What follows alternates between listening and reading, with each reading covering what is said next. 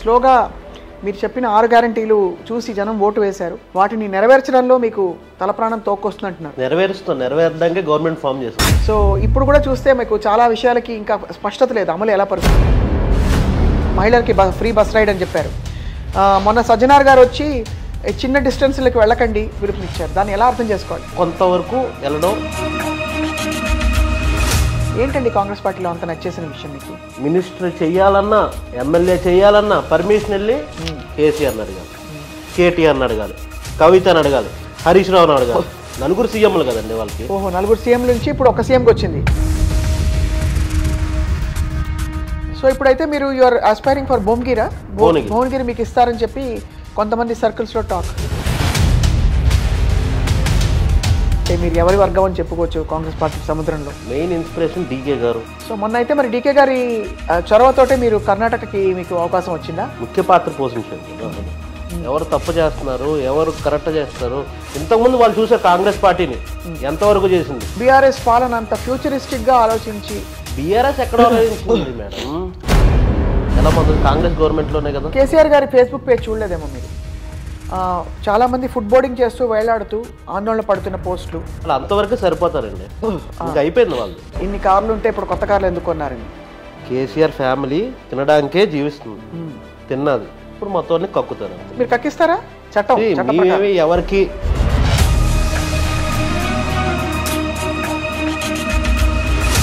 మోదీ గారి పాలన బాగాలేదంటారు. అయితే ఏంటండి క్లాప్స్ కొట్టడం అని. అదే కాంగ్రెస్ గవర్నమెంట్ ఉంటే ఏం చేసేది సార్? ఏం చేసేవారు? కర్ణాటకలో గెలిచిన తర్వాత చేతులు ఎత్తేసింది ప్రభుత్వం, చేయలేక చాలా విషయాలని చెప్పి. చేతులు ఎత్తలేదు మేడం.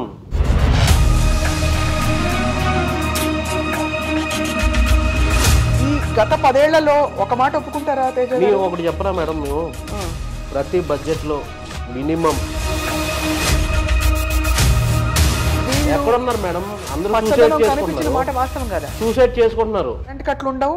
అండ్ ఈ పచ్చదనం ఇలా కొనసాగడానికి కాదు మేము గవర్నమెంట్లోకి వచ్చింది, ఇంకా మంచి చేయడానికి వచ్చింది. అందరికీ నమస్కారం. Welcome to this candid conversation. Telangana రాష్ట్ర ఎన్నికలు ముగిసి కొత్త ప్రభుత్వం ఏర్పాటైంది, చూస్తున్నాం మనం. రాబోయే రోజుల్లో ఇక ఎంపీ ఎలక్షన్స్ కోసం చాలా రాష్ట్రాలు సిద్ధం అవుతున్నాయి. మరి ఈ సమయంలో ఆబ్వియస్లీ ఇప్పుడే ప్రభుత్వం ఏర్పాటు చేసిన కాంగ్రెస్ పార్టీ ముందు చాలా సవాళ్లు ఉన్నాయి తెలంగాణ రాష్ట్రంలో. ఇక ఏపీ ఎలక్షన్స్ కూడా రంగం సిద్ధమవుతోంది. అండ్ ఇదే తరుణంలో ఎంపీ ఎలక్షన్స్లో దాదాపు ఒక ప్రాబబుల్ క్యాండిడేట్ అని అందరూ మాట్లాడుకుంటున్న young leader from Congress party ఎవరంటే చల్లా తేజ గారు. దాదాపు 2013 సంవత్సరం నుంచి ఇప్పటి వరకు యంగ్ స్టూడెంట్ లీడర్గా, యూత్ లీడర్గా ఆయన కాంగ్రెస్ పార్టీకి ఎంతో సేవ చేసి ఇప్పుడు చాలా నమ్మకంగా ఉన్నారు. ఈ రాబోయే ఎలక్షన్స్లో మరోసారి కాంగ్రెస్ తన ప్రతాపం చూపిస్తుందని చెప్పి. ఇంకా దేశవ్యాప్తంగా రాజకీయాలు ఎలా ఉన్నాయి, రాష్ట్ర రాజకీయాల సంగతి ఏమిటి మాట్లాడదాం. వీ హ్యావ్ విత్ అస్ వ్యాపారవేత్త అండ్ మొన్న కర్ణాటక ఎలక్షన్స్లో కూడా చాలా పాటుపడిన చల్లా తేజ గారు మనతోటి. నమస్కారం అండి. నమస్కారం తేజ గారు. ఎలా ఉంది రాష్ట్ర రాజకీయం పరిస్థితి ఇప్పుడు? ఎలా ఉంది? ఆల్ గుడ్ అండి. 20 days అయింది. We are here. You are here. కానీ ముందు ముందు అందరూ అంటుంది ఏంటంటే స్లోగా మీరు చెప్పిన 6 గ్యారంటీలు చూసి జనం ఓటు వేశారు. వాటిని నెరవేర్చడంలో మీకు తలప్రాణం తోక్కొస్తుందంటున్నారు. నెరవేర్చడానికే గవర్నమెంట్ ఫామ్ చేసాం. నెరవేరుస్తాం ఖచ్చితంగా. అంతే అంటారు? You will be successful. అంటే లెక్కలు చూస్తే మాత్రం ఈ గ్యారంటీలకి చాలా బోల్డ్ అంతా ఖర్చు అవుతుంది. ఎక్కడి నుంచి తీసుకొస్తారనే ప్రశ్న ఎలక్షన్స్ ముందు నుంచి విశ్లేషకులు అడుగుతూ వచ్చారు. సో ఇప్పుడు కూడా చూస్తే మీకు చాలా విషయాలకి ఇంకా స్పష్టత లేదు, అమలు ఎలా పరుస్తారని చెప్పి. మా క్యాలిక్యులేషన్స్ మాకున్నాయి. బీఆర్ఎస్ గవర్నమెంట్ ఏదైతే చేసిందో అంతా కరప్షను, మొత్తం డబ్బులు, మొత్తం వాళ్ళు తినడమే సరిపోయింది తప్ప గవర్నమెంట్కి ప్రజలకి ఏం చేయాలి, ఏం చేయకూడదు అని చెప్పని ఏ రోజు ఆలోచించలేదు. అలా ఆలోచించుంటే కనుక అందరికీ ఇల్లులు మొత్తం అన్నీ ఇచ్చేవు కదా. ఇప్పుడు మేము ప్రజలకు ఏం కావాలో అని చెప్పని ఆలోచిస్తున్నాం. రైట్. ప్రజలకు ఏం కావాలో ఆలోచిస్తున్న క్రమంలో ఇప్పుడు ఆఫ్ కోర్స్ విమర్శలు చేస్తున్నాం అనుకోకండి. మహిళలకి ఫ్రీ బస్ రైడ్ అని చెప్పారు. మొన్న సజ్జనార్ గారు వచ్చి చిన్న డిస్టెన్స్లకు వెళ్ళకండి పిలుపునిచ్చారు. దాన్ని ఎలా అర్థం చేసుకోవాలి? డిమాండ్ అలా ఉందండి. ఇంట్లో కూర్చున్న లేడీస్ కూడా ఇప్పుడు వర్క్కి వెళ్తున్నారు. ఇంతకుముందు రూరల్ ఏరియాస్లో వర్క్కి వెళ్ళడానికి ట్రాన్స్పోర్ట్కి ఎంత అవుతుంది అన్ని లెక్కలేసిన, ఎంత బదులు శాలరీ ఎంతే వస్తుంది, ట్రాన్స్పోర్ట్కి సగం అవుతుంది అని చెప్పని ఎవరు కూడా కొంతవరకు వెళ్ళడం లేదు, ఇంట్లోనే కూర్చున్నారు. ఇప్పుడు అందరూ వర్క్ చేస్తున్నారు. సో కాబట్టి దానికి కారణం మీరే అంటారు. ఎస్, మహిళా పక్షపాత ప్రభుత్వం మీది. అలాగేం లేదు, అందరూ all are welcome. All are welcome, right. All are welcome policy కింద ఇప్పుడు తేజ గారు మీరు మీ రాజకీయ ప్రయాణం ఎలా కొనసాగింది ఇంతవరకు? 2013 నుంచి మీరు అంటిపెట్టుకున్నారు కాంగ్రెస్ పార్టీని. కాంగ్రెస్ ఎక్కడా కూడా మారాలనిపించలేదా?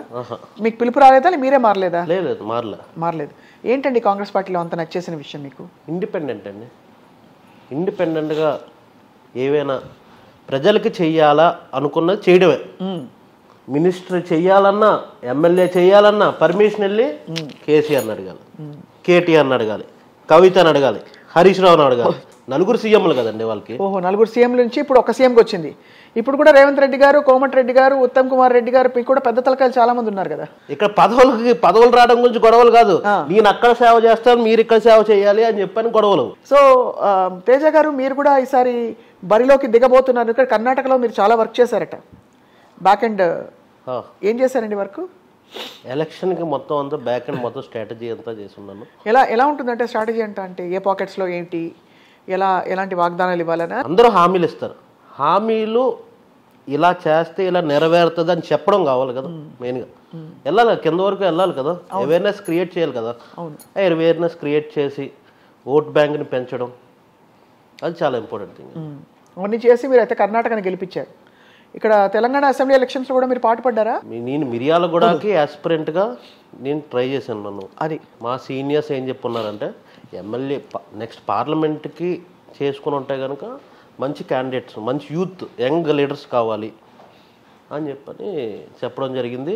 సో ఇప్పుడైతే మీరు యూఆర్ ఆస్పైరింగ్ ఫర్ భువనగిరి మీకు ఇస్తారని చెప్పి కొంతమంది సర్కిల్స్లో టాక్.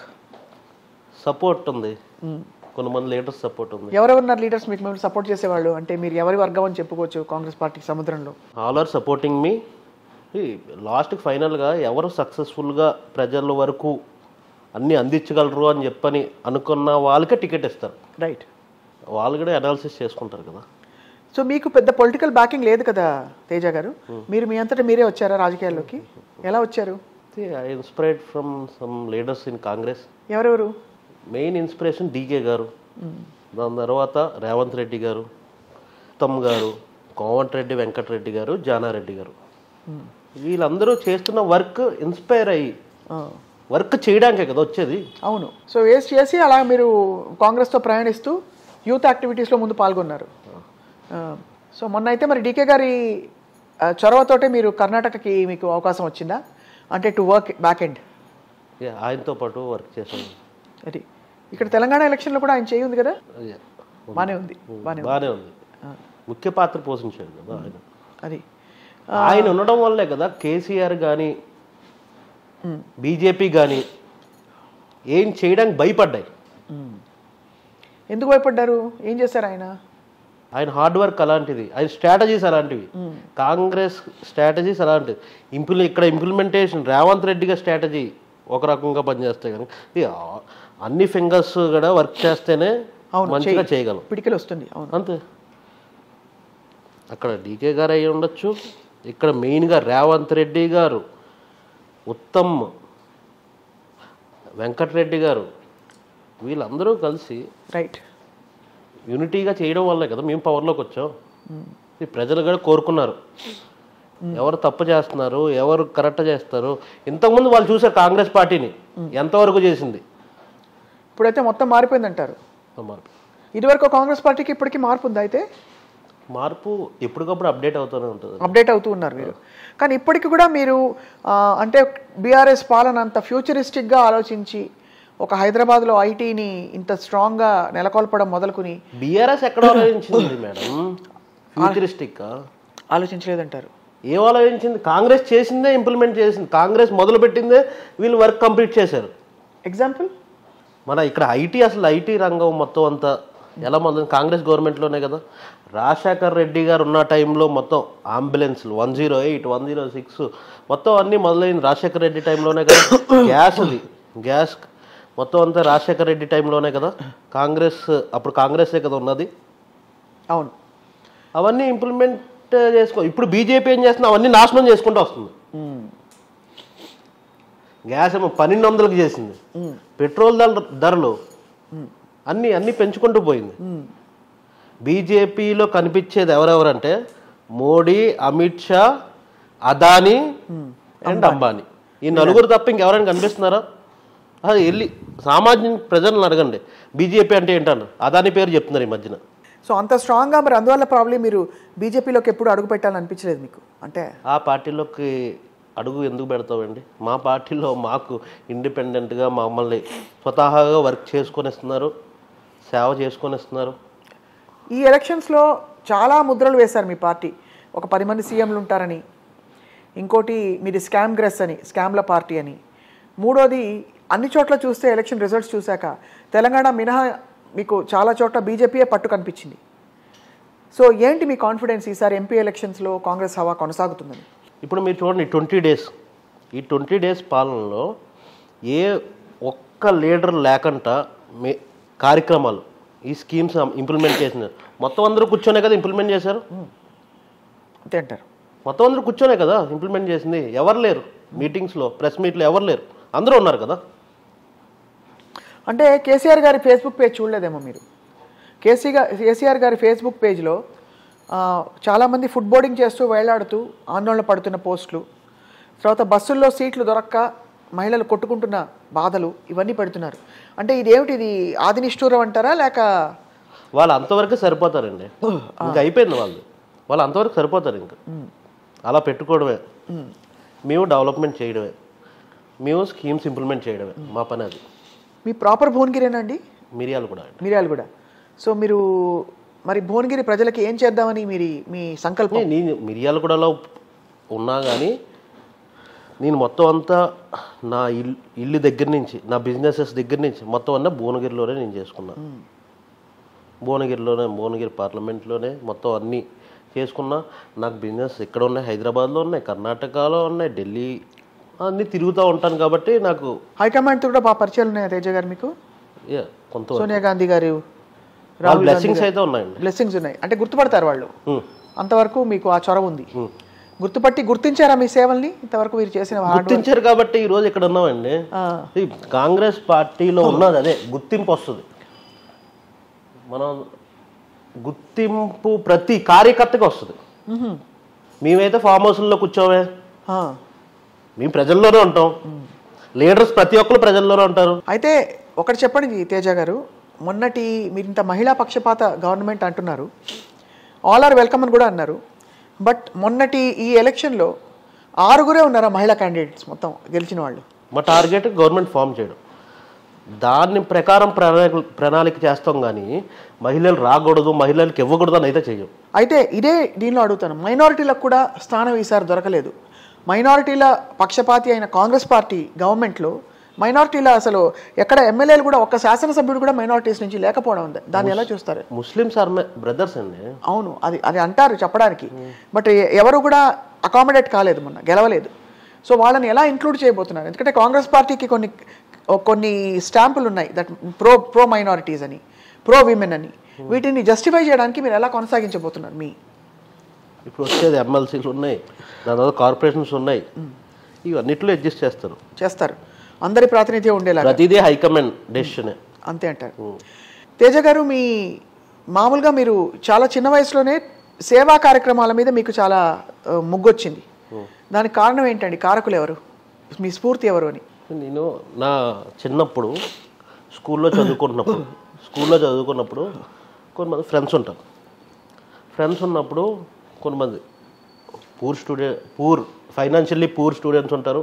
వాళ్ళందరూ అప్పుడే నేను మా పేరెంట్స్కి వాళ్ళందరికీ చెప్పి, నా ఫ్రెండ్కి పలానా శివాజీ అన్న వ్యక్తికి ఆ రోజు 3rd క్లాస్, ఆ రోజు ఇలా ఫీజు కట్టుకోవడానికి ట్రబుల్ ఉన్నది, కొంచెం మీరు హెల్ప్ చేసి ఫీజు ఇలాగా కట్టాలి అని చెప్పంటే దే పేడ్. పేరెంట్సా? ఎందుకు వచ్చింది ఆలోచన? నాకు అనిపించింది ఈ వాజ్ ఇంటెలిజెంట్ పీపుల్కి కొంచెం పుషప్ ఇవ్వాలి. అది పుషప్ ఇస్తే ఎక్కడికి వెళ్తారు. ఏమో ఇవాళ ఎక్కడున్నాడో తెలీదు, గ్రేట్ పొజిషన్లో ఉంటాడు. నేను పే చేయడం వల్ల చదివాడు అని చెప్పనైతే అన్నావు, కానీ ఆ రోజు నాకు వచ్చింది, ఆ ఇయర్ పే చేస్తే కనుక మంచిగా ఉంటుందని చెప్పాను. వాళ్ళ పేరెంట్స్ అప్పుడు చనిపోయారు, కొంచెం ఫైనాన్షియల్గా ఇబ్బంది పడ్డారు. మీ ఫ్రెండ్? అతను ఫ్రెండ్ ఏ క్లాస్లో ఉన్నారు మీరు? మీరు కూడా థర్డ్. మీరు థర్డే. మీకు వచ్చి చెప్పుకున్నాడండి ఫీజు లేదని డబ్బులు? లిస్ట్ వచ్చేది ఎంతోమంది కార్పొరేట్ స్కూల్స్లో ఎలా ఉన్నదంటే అవునవును లిస్ట్ వచ్చి ఇలా ఫీజు కట్టలేదు, ఇలా ఫీజు కట్టలేదు, దే విల్ అనౌన్స్ అనమాట. ఇప్పుడైనా అనౌన్స్ చేయట్లేదు, ఎంతోమంది అనౌన్స్ చేసేవారు. చేసేటప్పుడు ఇలా లిస్ట్ ఉన్నా కనుక అతని పేరు సెకండ్ లిస్ట్లో అతని పేరు ఉండిపోయింది. మళ్ళీ థర్డ్ లిస్ట్లో థర్డ్ టైం మళ్ళీ అనౌన్స్మెంట్లో అలా ఇలా నా ఫ్రెండ్ అందరికీ నాకు మంచిగా అనిపించలేదు, ఇంకా నేనే చేశాను. బాగుంది. అక్కడి నుంచి మీ అలా కొనసాగిందా? బాగా అనిపించింది. అలా నా దగ్గర ఉన్న ఏదైనా ట్రబుల్ ఉన్నది అని చెప్పంటే కనుక అది సాల్వ్ చేయడమే నా పనిగా నేను పెట్టుకున్నానండి. నా దగ్గర ఉన్న వాళ్ళ దగ్గర నుంచి, ఎంప్లాయీస్ దగ్గర నుంచి, నా దగ్గర కొంతమంది ఫ్రెండ్స్ వాళ్ళుగా ఉంటారు, వాళ్ళ దగ్గర ఏ ట్రబుల్ వచ్చినా కానీ నేనైతే కనుక చూస్తూ ఆగను, ఖచ్చితంగా పరిగెడతాను. అద్భుతం. అయితే అప్పటి నుంచి మీరు చేసిన పనులు మంచి పనులు మీరు కాలేజ్ లైఫ్లోకి వచ్చాక ఎలా కొనసాగాయి? నేను మొన్న లాస్ట్ కోవిడ్లో కూడా చాలా వర్క్ చేశారని చెప్పారు మీ అంటే మీ స్నేహితులు వాళ్ళు చెప్పారు. చాలానే వర్క్. నా దగ్గర ఈ రూపాయి ఉన్నదంటే కనుక ఎవరికి ఉపయోగపడుతుందని చూస్తా. ఎక్కడ దాచుకోవడం అన్నీ లేవంటాయి. ఏముండదు.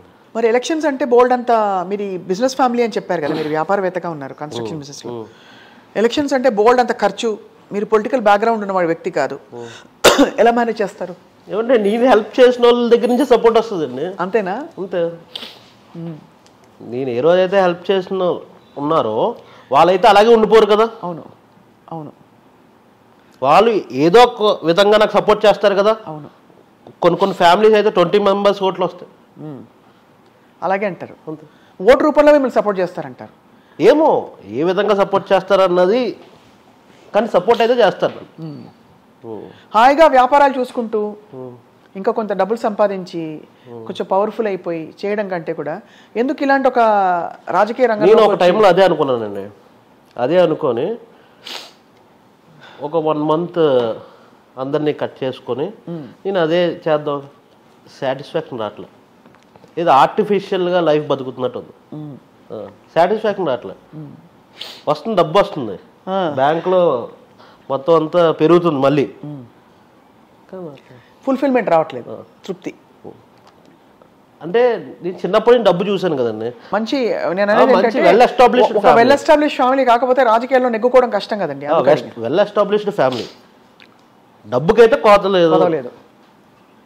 ఇప్పుడు కావాల్సిందైతే సంతృప్తి, లైఫ్లో ఏదో ఒకటి చేయాలి జనం కోసం, సాటిస్ఫాక్షన్. ఈసారి మరి మీకేమన్నా వర్గపోరు చాలా ఎక్కువ కదా మీ పార్టీలో, ఈ భువనగిరి ఎంపీ స్థానానికి ఏమన్నా కాంపిటీషన్ ఉంటుందంటారా? ఉంటుందండి. సో మీకైతే తప్పకుండా బీసీలకు మంచి న్యాయం చేస్తామని చెప్తున్నారు కాబట్టి చేస్తుంది Congress party. Not only BC, అన్ని అందరికీ చేస్తుంది కాంగ్రెస్. ఒకసారి దీనికి చేయొచ్చు, ఇంకోసారి దానికి చేయొచ్చు, అంతే అంతే, అందరినీ కలుపుకుపోతారు కానీ అంతే.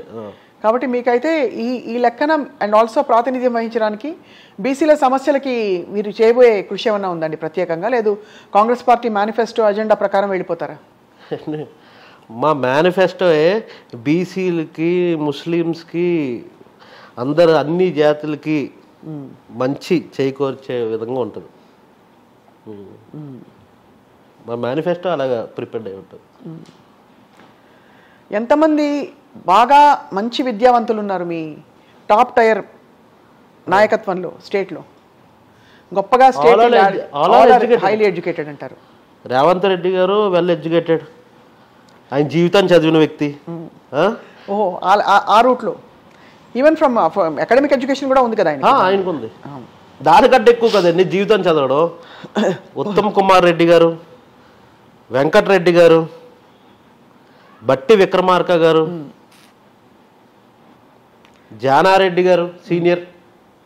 అఫ్ కోర్స్ ఆరితేరిన పార్టీ, చాలా పురాతనమైన పార్టీ, ఆ ఎక్స్పీరియన్స్ ఉంది, హైకమాండ్ ఒక ఐడియాలజీ ఉంది పార్టీ.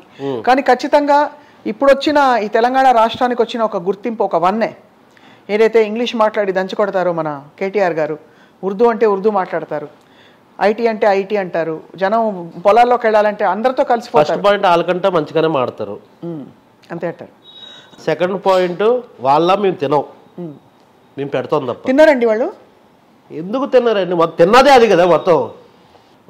వాళ్ళు ఫిక్స్ అయిపోయారండి. మళ్ళీ మళ్ళీ గవర్నమెంట్ ఫామ్ అవుతుంది, మేము మళ్ళీ అందరికీ ప్రజల్ని మోసం చేద్దాము అనుకొని మళ్ళీ ఏం చేశారు, కార్లు ఒక్కొక్కటి 3 కోట్లు, నలుగురు కదా ఒక్కొక్కరికి షేర్ చేసుకున్నారు అనమాట. 22 కార్లు ఆర్డర్ ఇచ్చారు. ఆ కార్లను తెప్పించారు కదా మొన్న ఏపీ నుంచి, తెప్పించి పెట్టారని చెప్పారు. రేవంత్ రెడ్డి గారి రీలో ఏదో చూసాం, వార్తల్లో వచ్చింది, బట్ అది పాత కార్లు వాడలేదని చెప్పి ఈయన ఇన్ని కార్లు ఉంటే ఇప్పుడు కొత్త కార్లు ఎందుకు కొన్నారని. కేసీఆర్ ఫ్యామిలీ తినడానికే జీవిస్తుంది, తిన్నది ఇప్పుడు మొత్తాన్ని కక్కుతారు అంతే. ఎలా మీరు కక్కిస్తారా? లా ఉంది కదండి, చట్టం.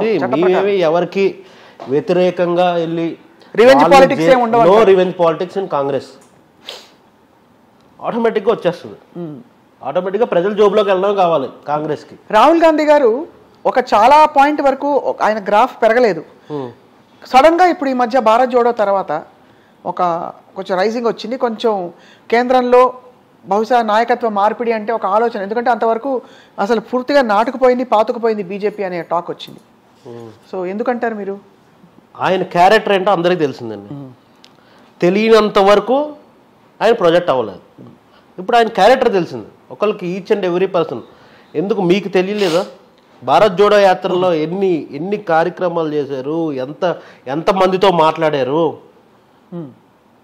ఎలా మాట్లాడారు, ఏం చేశారు? మీరు మీడియాయే కదా, అవును, మీకు మొత్తం అంతా ఎప్పటికప్పుడు కవరేజ్ వస్తూనే ఉంటుంది కదా. ఏం చేస్తున్నారు ఒక మనిషి,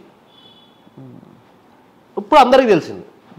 సోనియా గాంధీ గారితో మీకు డైరెక్ట్ ర్యాపో లేదన్నారు, అంటే పరిచయం ఉంది, మీ వర్క్ ఆవిడ గుర్తించారని చెప్పి. సో సోనియా గాంధీ గారి కళ్ళలో మీరు అంటే ఒక మంచి నాయకుడిగా మీ పేరు రావాలంటే మీరు ఏం చేస్తున్నారు? దానికైనా కృషి చేయాలా ప్రత్యేకంగా? అంటే మీరు చేస్తున్న వర్క్ కానీ, ఎందుకంటే మీవన్నీ గుప్తదానాలు చేసినంత వరకు ఇంతవరకు చెప్పుకుని చేసింది చాలా తక్కువ. ఇప్పుడు వాళ్ళు అడిగితే చెప్తున్నారు, మిగతావి చెప్తున్నారు. మీరు చేసిన హార్డ్ వర్క్ అది. ఎవరు మీ గాడ్ ఫాదర్ కాంగ్రెస్లో? డీకే గారేనా? అంటే డీకే గారి దగ్గర ఇన్స్పిరేషన్ తెచ్చుకున్నారండి. గాడ్ ఫాదర్ అని చెప్పని ఏం లేదండి. ఎందుకంటే చెప్పనా, ఎప్పటికప్పుడు ప్రతి ఒక్క కార్యక్రమానికి అందరూ సపోర్ట్ చేసుకుంటారు. ఒక కార్యక్రమానికి ఈ లీడర్ సపోర్ట్ చేస్తే ఇంకో కార్యక్రమానికి వేరే లీడర్ సపోర్ట్ చేసుకుంటారు. ఆల్ ఆర్ అంటే అందరూ కూడా నాకు సపోర్ట్ చేసుకుంటూనే వచ్చారు. ఇలా గాడ్ ఫాదర్ అని చెప్పని ప్రస్తుతానికి ఎవరు కూడా లేరు, రాలేదు కూడా. అయితే కానీ మీరు నమ్మకంగా ఉన్నారు, మీరు దూసుకెళ్తారు ఈసారి అని.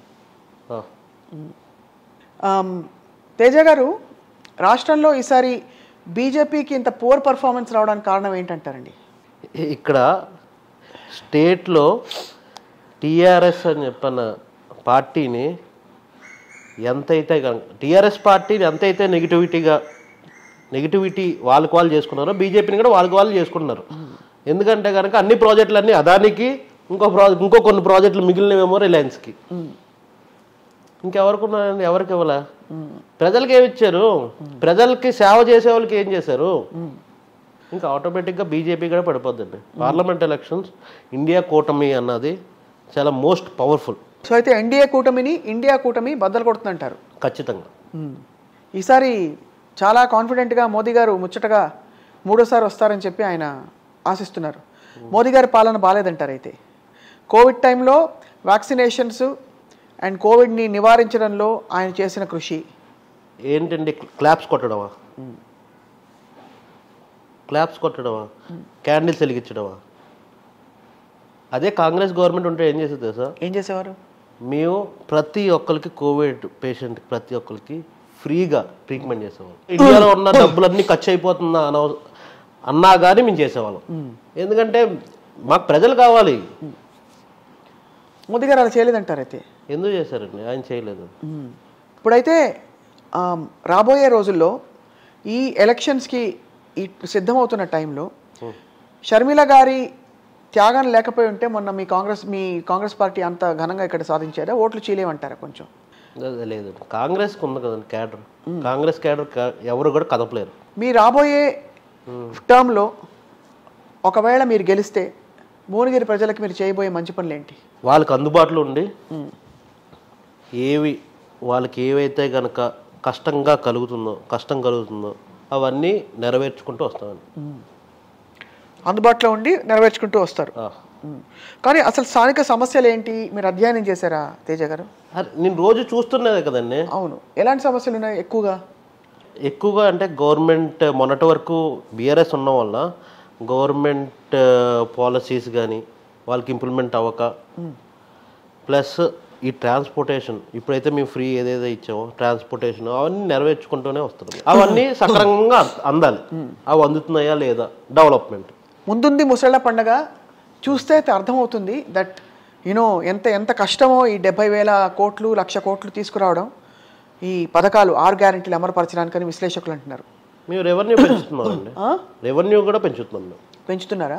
ఎలా చేద్దామని మొత్తం అన్ని ఎక్స్పర్ట్స్ అందరూ కూర్చొని కూడా దాని గురించి కూడా రెవెన్యూ పెంచడానికి మొత్తం అధ్యయనం చేస్తున్నారు. అయితే ఇప్పుడైతే రేవంత్ రెడ్డి గారి హవాని కొనసాగిస్తారా లేకపోతే వర్గ విభేదాలు వస్తాయా కాంగ్రెస్లో రాబోయే రోజుల్లో? వచ్చేటట్టయితే కనుక అప్పుడే వచ్చేవి కదండి, ఇప్పుడు ఎందుకు వస్తాయి? మీరేదో చూస్తున్నారు పీస్ఫుల్ గవర్నమెంట్, పీస్ఫుల్గానే వెళ్తుంది, మీరేదో చూస్తున్నారు. ఇంక తర్వాత ఇంకేం వస్తాయి? వచ్చేటట్టయితే కానీ గవర్నమెంట్ ఫామ్ అయినప్పుడు వచ్చేవి, అవేం రాలే కదా. సో చల్లా తేజ గారు మీ కుటుంబం గురించి చెప్పండి. మా కుటుంబం వచ్చేసరికి బిజినెస్ ఫ్యామిలీ అండి. Business family, totally into construction business. Okay. They are doing well, they did well. So ఎవరి ప్రోత్సాహం ఉంది ఇంట్లో మీకు? ఆల్ సపోర్ట్ మీ అండి. అమ్మదా, నాన్నగారు సపోర్ట్ చేస్తారు, అమ్మగారు సపోర్ట్ చేస్తారు, మా ఫ్యామిలీ మెంబర్స్ అందరూ సపోర్ట్ చేస్తారు. హ్యాపీగా ఉన్నారు మీ వర్క్ చూసి? ఎందుకు వచ్చిన గోల ఇదంతా చక్కగా బిజినెస్ చేసుకోకని చెప్పలేదా ఇప్పుడు? అప్పుడప్పుడు అంటూ ఉంటారు, అమ్మగారు అంటూ ఉంటారు, మా మదర్. కానీ నాకు సాటిస్ఫాక్షన్ ఏది ఉందో అదే చేయగలను. అది కరెక్టే. నేను ప్రజల్లోనే ఉండాలని చెప్పి నేను అనుకుంటున్నాను, ప్రజల్లోనే ఉంటాను. సో పార్లమెంట్ మీరు కనుక గెలిస్తే, మీకు అవకాశం వచ్చి మీరు గెలిస్తే పార్లమెంట్లో మీరు లేవనెత్తబోతున్న విషయాలు ఎప్పుడైనా ఊహించుకుంటారా? ఉదాహరణకి ఎలాంటి విషయాలు లేవనెత్తుదామని? ఇప్పుడైతే కనుక ఆరోగ్య రంగం, మెయిన్గా ఆరోగ్య రంగం, విద్యారంగం పెంచాలండి. ఆ రెండు పెంచితే ఆటోమేటిక్గా మొత్తం డెవలప్మెంట్ అయిపోతుంది. ఆరోగ్యం, విద్య, అదే పక్క రాష్ట్రంలో జగన్మోహన్ రెడ్డి గారు చేస్తున్నది. ఆయన విద్య ఆరోగ్యం మీదే దృష్టి పెట్టారు. రైట్. సో రాబోయే అయితే మీరు నేషనల్ పార్టీలోనే మీరు మీ ప్రయాణాన్ని కొనసాగిస్తారు అంటే స్థానికంగా ఫోకస్ చేస్తున్నప్పటికీ అన్ని రాష్ట్రాల ఎన్నికల్లో అన్ని చోట్ల మీ పాత్ర ఉంటుందా రాబోయే టైంలో? నేషనల్ పార్టీలో ఎందుకు అంటే కనుక మనం పైన ఏ అడ్డంకు లేకుండా ప్రజల వరకు, కింద ప్రజల వరకు అన్నీ సమకూర్చాలని చెప్పని. స్టేట్ పార్టీ ఉన్నదనుకో మళ్ళీ వెళ్ళి హైకమాండ్ అడగాలి, మళ్ళీ వెళ్ళి పైన సెంట్రల్లో అడగాలి. వాళ్ళు ఇప్పుడు అప్రూవ్ చేయాలి, ప్రజలకు ఇప్పుడు రావాలి. అవును, ఆకలి వేసినప్పుడు అన్నం తినాలి కదా. అవును, అలాగే తింటాం, అలాగే పెడతాం కూడా. తేజ గారు చాలా కాన్ఫిడెంట్గా కనిపిస్తున్నారు. కాంగ్రెస్ పార్టీ ఏదో మొన్న వచ్చింది, ఇది ఫ్లూకా లేకపోతే నిజంగా మీరు కంటిన్యూ అవుతారా రాష్ట్రంలో? అలాగే ఇండియా కూటమి బలపడుతుందంటున్నారు, నిజంగా పనిచేస్తాయంటారా మీ 6 గ్యారెంటీలు? ఇక్కడ 6 గ్యారెంటీలు పనిచేస్తాయి, మీ అందరికీ ఇస్తాం. ఇప్పుడు గవర్నమెంట్ మేము రన్ చేస్తుంది 6 గ్యారెంటీలు నెరవేర్చడానికి, డెవలప్మెంట్ చేయడానికి. ఈ రెండే పనులు మాకు. డెవలప్మెంట్ ఏమి కనిపించట్లేదే అంటే ఇప్పుడు 10 రోజుల్లో ఎలా కనిపిస్తుంది మేడం? 20 రోజుల్లో కనిపించలేదు, కానీ 20 ఏళ్ళు వెనక్కి వెళ్ళిపోతుంది తెలంగాణ రాష్ట్రం అని చెప్తున్నారు బీఆర్ఎస్ నాయకులు. ఇంకా 100 ఏళ్ళు ముందుకు వెళ్తుంది. దేశవ్యాప్తంగా కూడా మీకు కాంగ్రెస్కి టాప్ వీక్, బీజేపీకి గ్రౌండ్ వీక్, ఇది చాలా పాపులర్గా వస్తున్న నానుడి కొంతకాలంగా. సో మీ అగ్రనాయకత్వం బలపడడానికి మీరేం చేయబోతున్నారు? అంటే మీరు కాదు, మీలాంటి నాయకులందరూ ఏం చేయబోతున్నారు? బీజేపీ విషయానికి వస్తే కనుక ఏ రోజు ప్రజలకు చేసింది అంటూ ఏమీ లేదు. ఏ రోజు ప్రజలకు ఏం చేయలే. ఏమైనా అంటే 15 లక్షల అకౌంట్లో వేయడానికి నేను నల్లధనం తీసుకొస్తా అని చెప్పన్నాడు, తీసుకొస్తూనే ఉంటాడు అంతే. మేము నల్లధనం తీసుకొస్తామని చెప్పని కాదు, ప్రజలకి ఏం మంచి జరుగుతుందో అది చూస్తాం మేము. 15 లక్షల అకౌంట్లో కాదు, 10 లక్షలు మేము అకౌంట్లోంచి లోన్ మాఫీ చేయిస్తాం. ప్రభుత్వ డబ్బుతో, ప్రజల డబ్బుతో మేము ప్రజలకే ఇచ్చేటట్టు ప్లాన్ చేసుకుంటాం. ఇండియా కూటమి బలపడుతుంది అని మీరు బలంగా నమ్ముతున్నారు కదా? అవును. సో రాబోయే రోజుల్లో దేశానికి ప్రధానమంత్రి ఎవరంటే ఏం చెప్తారు? ఇండియా కూటమి బలపడిన తర్వాత, ఆల్రెడీ పడుతుంది, ఇంకా 2 నెలల్లో ఇండియా కూటమే మొత్తం అంతా అవుతుంది. అయిన తర్వాత అప్పుడు డిసైడ్ అవుతుంది మీటింగ్లో. ఈరోజు కాంగ్రెస్ పాలిట రాష్ట్రాల్లో బేసిక్గా మీరు చేస్తున్న స్కీములు కానీ మీరు చేస్తున్న అభివృద్ధి పనులు ఎంతవరకు జనంలోకి వెళ్తున్నాయి? ఎందుకంటే కర్ణాటకలో గెలిచిన తర్వాత చేతులు ఎత్తేసింది ప్రభుత్వం, చేయలేక చాలా విషయాలని చెప్పి. చేతులు ఎత్తలేదు మేడం, ఇక్కడ మీరేనండి, చేతులు ఎక్కడ ఎత్తలేదు. మేము చేయడానికి, డెవలప్మెంట్ చేయడానికి, వాళ్ళు కర్ణాటక గవర్నమెంట్ ఏదైతే ఉందో డెవలప్మెంట్ చేయడానికి ఒక 6 నెలలు ఫైనాన్షియల్ ఇయర్ ఎండ్ అయిన తర్వాత, మీ ఫైనాన్షియల్ ఇయర్ బిగిన్ అయిన తర్వాత కదా గవర్నమెంట్కి వచ్చింది. నెక్స్ట్ ఎండ్ అయిన తర్వాత నెక్స్ట్ ఏం డెవలప్మెంట్ చేయాలన్నది అప్పుడు ఫిక్స్ చేసుకుంటారు వాళ్ళు. వాళ్ళు గవర్నమెంట్ ప్రకారం వాళ్ళు ఫిక్స్ చేసుకుంటారు, ఇక్కడ గవర్నమెంట్ ప్రకారం ఇక్కడ ఫిక్స్ చేసుకుంటారు. అప్పుడు వరకు మేము ప్రజలకి ఏమి ఇవ్వాలని చెప్పని ఆలోచించుకోవాలి కదా. వీళ్ళు ఫైనాన్షియల్ ఇయర్ మొత్తం అంత బడ్జెట్ పెట్టి మొత్తం వీళ్ళే మింగేశారు కదా. ఇక్కడ మొత్తం కేసీఆర్ మొత్తం మింగేశాడు కదా. ఏ ప్రాతిపదికన అంటున్నారు అలాగా? అంటే మింగేసి ఉంటే మీరు ఏం చేయాలి? ప్రాజెక్టులు ఎందుకు వచ్చాయి మేడం? ఇక్కడ టీఆర్ఎస్ గవర్నమెంట్ ప్రాజెక్టులు ఎందుకు అనౌన్స్ చేస్తుంది అంటే డబ్బులు కావాలంటే అనౌన్స్ చేస్తుంది, డెవలప్మెంట్ కొరకు అనౌన్స్ చేయదు. కాళేశ్వరం తోటి మొత్తం అంతా సస్యశ్యామలం చేసి ఈ ప్రాంతం అంతా కూడా సస్యశ్యామలం చేయడం కాదు మేడం, రైతులకు పంట పండించడానికి మంచి ఏం చేయాలో ఆలోచించాలి. ప్రాజెక్ట్ చేయాల్సిన అవసరం లేదు, ప్రాజెక్టే చేయాల్సిన అవసరం లేదు, ఇంకా మంచి ఏం జరుగుతుందో ఆలోచించాలి. ఈ గత 10 ఏళ్లలో ఒక మాట ఒప్పుకుంటారా తేజ? మేము ఒకటి చెప్పరా మేడం, మేము ప్రతి బడ్జెట్లో మినిమం కేసీఆర్ 30% తినేశాడు. ఇప్పుడు 2,49,00,000 కోట్లు ప్రతి ఈ ఫైనాన్షియల్ ఇయర్. 2,49,000 కోట్లు ఈ ఫైనాన్షియల్ ఇయర్. దాంట్లో 30% వేసుకున్నా కానీ మొత్తం అంతా ఇంకా అదే వేరే 30% వేరే ప్రజలకి, ఫార్మర్స్కి,